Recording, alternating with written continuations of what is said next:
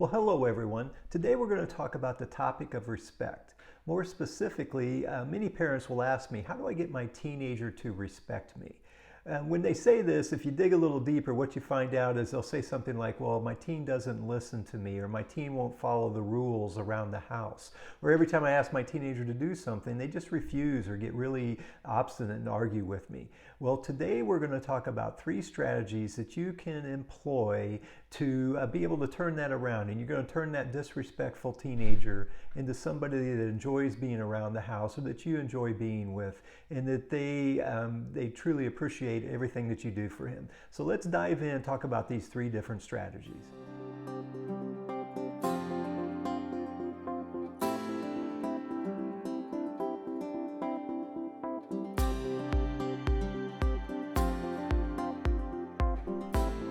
Well, hello everyone.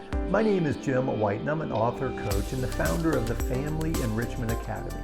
And today in this video, we're talking about the topic of respect, or more specifically, how do I get my teenager to respect me more? Before we dive into that, though, I wanted to share with you, I do have a free resource for you today as well. Another very common question that we get is, how do I get my teenager to open up, or to talk, or to feel more connected to my teenager? And what I'm going to suggest to you is that the best way to make this happen is you have to ask better questions. And so this resource, what I have for you are 10 questions to never ask your teenager. Think of these as like conversation killers. And then I have another 10 questions that are great questions. These are the conversation starters. So down below you'll see a link or a QR code that you can click on, and we'll get you those 10 questions that are conversation killers, and those 10 questions that are conversation starters. And I think you'll find a lot of value in that. In fact, you start asking these questions or working these questions into your conversations today, you'll have a new teenager and much better conversations by tomorrow. So anyway, back to our topic for today, this idea of respect, or getting your teenager to respect you. So today I'm going to share 3 areas, or 3 subjects that I'm going to share some information on. And the first one is to offer some different ideas around a distinction and just the way you think about respect, and the distinction between honor and respect. And then the second thing that we're going to talk about is, what is your teenager trying to communicate to you through the disrespect that they maybe have? So there's a message there, an underlying message. And so we're going to talk about what is it that they're communicating to you. And then finally, we'll talk about setting up some ground rules for disagreements within your home. And I think this is a very valuable lesson that you can teach to your teen as well. So anyway, we're going to cover those 3 areas. So let's start off, take a look at that sort of new perspective, or a different way of looking at the whole topic of respect. So to start off, I'm going to ask you to really think about, what is your goal when you say something like, I want my teenager, or how do I get my teenager to respect me more? So the question is, what is the goal here? And I think for a lot of times people they think in terms of trying to get their teenager to do something. Like, for example, how do I get my teenager to listen to me? And when they don't listen, that's a sign of disrespect. Or when you ask your teenager to do something around the house and they fight or resist, again, they see that as a form of disrespect. And so the goal of the respect is to get them to comply, or to do what you've asked them to do. Which, if you think about that, that's a matter of trying to control what your teenager's doing. So in that scenario, the goal is to try to control them. Now, if you've watched any of our other videos, or as you start to get more familiar with what we try to encourage parents to think about here at the Family Enrichment Academy, it's to make a transition from the idea of controlling what your teenager does to empowering them. And in terms of respect, then, we're not trying to control that behavior. What we're trying to do is empower them to be their absolute best. And the end goal would be to have your teenager be grateful for you, or to have them to honor. That's why I use this word honor. So that's the goal. It's to have them to truly appreciate who you are as a person and what you do for them, and to honor who you are. And that's different than trying to control. Control is more fear-based. you're trying to make them do something, and so a lot of times the solutions are, rewards or punishment, that sort of thing. Again, trying to control the environment, as opposed to just building and developing that relationship and empowering them so that they develop an insight, they have an inside out respect, if you will, or gratitude for who you are, or they honor who you are. So my first thing for you to think about is maybe shifting your perspective on what it means to respect you and adopting a different mindset, a mindset that's more empowerment based, to where the goal is to get the teenager to appreciate and be grateful for you, as opposed to have the goal being to try to get the teenager to do what you ask them to do. So that's step one, shift that mindset, and I think you'll find that it's much more productive and much healthier if you work from that empowerment position and have that teen learn to appreciate and be grateful for everything that you do for them.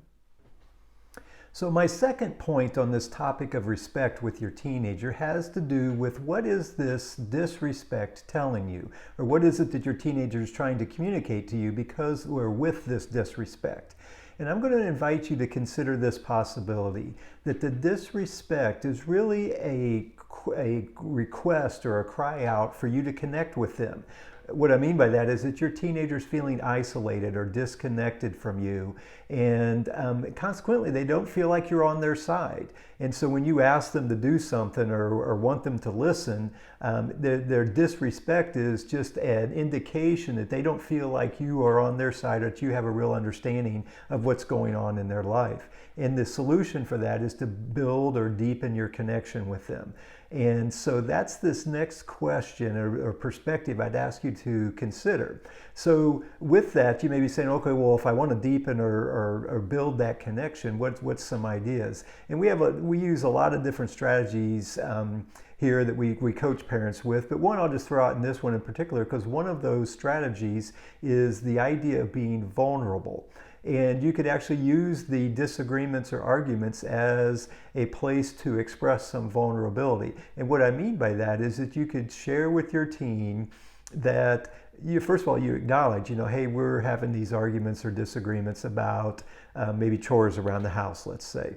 And you could acknowledge that, this is not what you want. You want the relationship to be better. And the vulnerability comes in when you just acknowledge that you contribute to that and say, you know what, I probably haven't been doing as good a job as I should in building connection and really understanding you and being in support of you and what you're going through. And so you just acknowledge your shortcoming, if you will, and make a statement that you want to make it better. Your goal is to do a better job. And so you're really going to focus on trying to be more compassionate and understanding and listening and understanding their perspective. Again, you can see how that's a vulnerability conversation.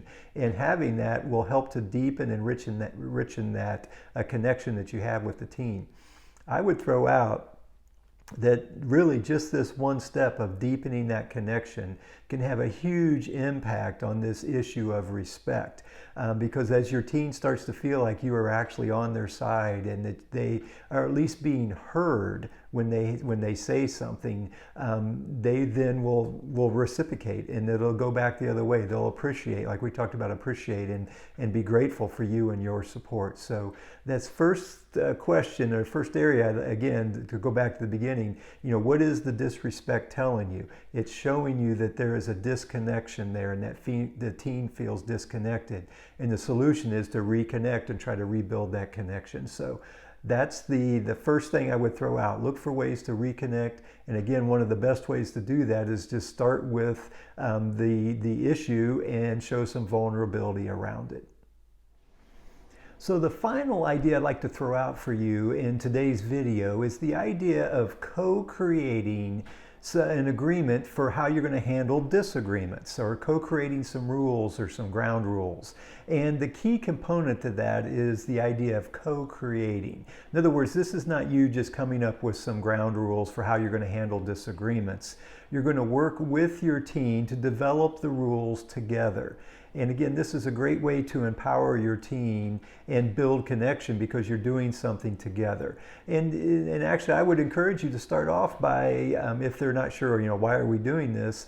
You could throw out the idea that this is a great thing for them to go through and a great process, not just for what's happening in your home, but as they move through their life, whether it's a future roommate, a college roommate, or issues with their friends, or maybe something happens later on in their marriage. This whole ability and this idea to be able to co-create some ground rules for handling disagreements can be very powerful for them. So do it together, try to work at it from an empowerment perspective.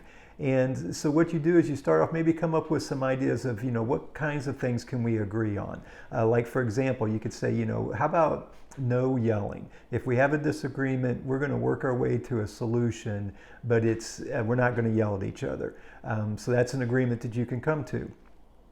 The second piece of it is, that the idea that whatever the solution is, it has to work for everybody, and you have to find a place in the middle, if you will, a little bit of a compromise. Now, it's real important here. You're going to have to be willing, as part of this, to potentially compromise a little bit. Again, your teen is different than, having a teenager is different than having a 5 or 6 year old. And that teen, they are growing into their own individual, and they have their own opinions and views. And so in order to make this work, you got to be able to, and willing to work with them. And so again, it's that shift from control to empowerment. And so let them know that the part of the ground rule is, we'll come up with a solution that works for everyone. And again, you have to be willing to do that. So this last idea is around co-creating these rules, and do it together, and see what you can come up with and what you can work through. And just making an attempt at it is in a way you're communicating to the teen that, hey, I'm trying to hear, I'm trying to engage with you, and in a different way. And that can be huge. Again, it's a way to build connection as well. So anyway, that's the last part of this for today. I just wanted to share this idea of co-creating some ground rules. So let's take a few minutes and recap what we've talked about. So the original question was, how do I get my teenager to respect me more? And I've thrown out a few different things for you to think about. The first thing we talked about was your just perspective around what does this question really mean? And shifting from trying to control and make your teen do something and make them respect you into more of a position where you're trying to just have your teen honor and appreciate who you are. So it's a little bit of a different mindset to take on. Again, we're giving up that control and trying to make them do something and just trying to empower them. And through that, then they eventually will start to honor and respect us. And then the second piece of it was, we talked about this whole question of what is the disrespect telling you, or what is it that the teen's trying to communicate to you? And then finally, we talked about co-creating some ground rules for how you're going to handle disagreements with your teens. So those are the three different ideas or strategies I wanted to throw out today that hopefully give you some ideas and some strategies that you can move forward with your teens. So anyway, hope you found some value in that. Again, before we sign off today, I just want to remind everybody that I do have those 10 questions you should never ask your teen, the conversation killers, and then those 10 great questions, the conversation starters. You can just click that link below and we'll shoot those off to you. So again, it's just truly an honor to be able to serve you as you move along the parenting journey, because it is a journey. There's always something new for us to deal with. But and again, I just really appreciate you taking the time to check out these videos, and hopefully you find value. We'll continue to provide content and insights for you as we move forward. And as always, when I sign off on these, I'd just like to remind you that a change in perspective changes everything.